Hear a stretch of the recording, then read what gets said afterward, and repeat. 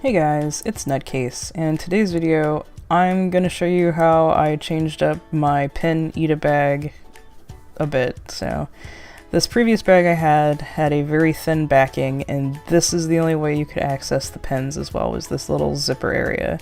And as pretty as this bag was, the pens would move around and clink each other and stuff for like the single post pens, and I just didn't like that. So I decided when I got this new bag that I would make a backing board for it, because I had seen other people do it, and so I decided that I was going to move my pens into this.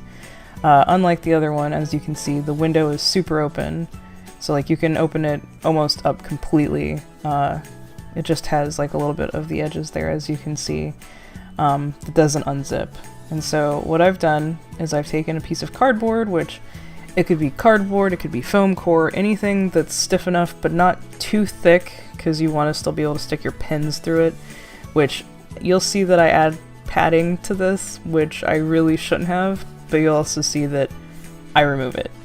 So as long as your base material is thick enough, or not too thick, but still thick enough that like when you stick your pens in, they don't move around, you should be good. You don't need the padding. You don't need that. But this is the fabric I've chosen to do my backing board with. Thought it was nice and bright, and it would match a lot more of my pens. And so you're gonna just cut that to the shape that you've cut out for your board, plus like some extra around it, because you're gonna glue the edges onto the back, which I'll show on here as well. But yeah. So I'm just aligning everything here, and then you're going to take it, and cut it around. But again, you're going to leave some space on the edges so you can fold it over and glue it. I use hot glue. You can use other types of glue, you can use fabric glue, whatever that will stick to whatever materials you're using. I just use hot glue because A, I had it on hand, and B, I wanted to be able to remove the fabric from the backing board if I decide to at a later date, which hot glue, it's very easy to do that with. So yeah, as you'll see whenever I have to remove the fluff, that it is quite easy to just peel off the backing board because I used hot glue. So that's why I recommend hot glue. So just in case you have a mistake, you can, change it.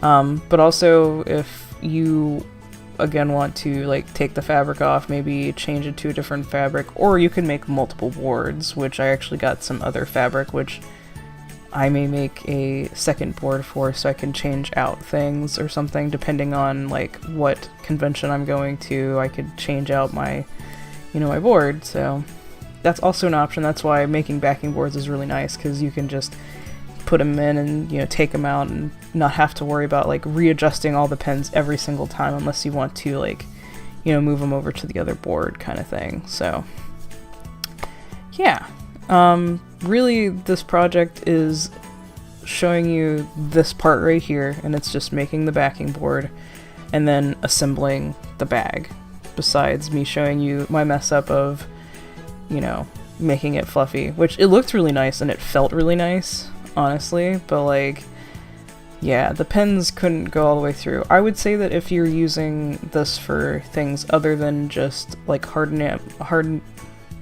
enamel pens or just soft enamel pens or whatever, you would do the fluff, because you could then like put safety pins, like for keychains and stuff. It would go a lot easier with the keychains and stuff going through the fluff versus trying to get it through the cardboard. So I did want to leave the fluff in there just in case, like show this part for you guys. I didn't want to edit it out, putting it in there. So yeah, but this is where I find out that I can't push the pins in, so I take the fluff out of it. It doesn't feel as nice now to the touch, but it's going to work better for the project that I need it for, so that's fine. But again, another reason I really love this bag is, as you can see, the front pocket where the window is opens almost completely, and so it's very easy to align the pens where I want, and you can just keep testing and whatnot and see where you want them, versus my other bag where I had to like open it up, test it, and then move it, and then like test it again to make sure it was done. But because the backing for it was so flimsy that sometimes I'd think it'd be fine, and then like I got it all together and then there'd be pins like outside the window area, and I was like, I tested this, why didn't this work? And so this is just another reason that I really suggest backing boards, is it's just a nice harder thing, and they're not heavy, they're actually pretty light if you make them out of light material. So yeah, that way you just have a nicer like background as well, and you can customize your bag a little bit more by doing that instead of just having the plain back color of the pouch and everything. But yeah, from here I just arrange my pins the way I would like them to look and everything. I test them out with it closed and being like, where do I want to put this one, and then, you know, just push them down in once I get it in. And once you get like the outer part of the shape done, you can kind of just fill in where you want. And this is me getting an extra pin because I wanted to include more cats, because as you guys will be able to tell, I have a lot of cat pins because I do love cats. But who doesn't, right? Who doesn't on the internet? The internet was made for cats. But yeah, so just me arranging all the pens and putting them all together and making sure that all the pens have gone through. I didn't include it, but I did at the end put all the pens face down on my desk and then push the backings onto them to make sure that they were all secure. But then you see here me just like readjusting a couple of them just to make them, you know, sit right, but they don't move. So that was a success with this, and this is what the back looks like once you put all the pins on them. So yeah, then we're gonna go ahead, now that we've put all the backings on it, and just put it in the bag. And then your Ita Bag is done. You, again, can make multiple boards and change them out if you want, depending on what convention, or if, you know, you just want one for school and one for conventions or something like that, you know. Hey, it's a cool idea. I'll also leave the link to the person who sells this particular bag, because this was actually a order that she had made. So yeah, I hope you guys liked this video, and I hope it was helpful, and I will see you in the next one. Bye!